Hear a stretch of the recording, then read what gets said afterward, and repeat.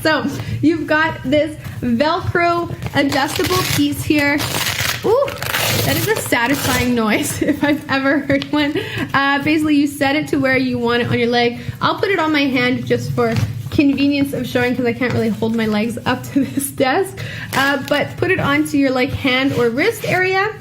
And then you've got the whole power base. I've preset everything up. It's plugged in at the moment as well because I was using it earlier. But basically, you turn on this button and then you choose your amount of air pressure. I like to go like full blast, give me all the air pressure. And then you've got two different modes to feel out the different settings.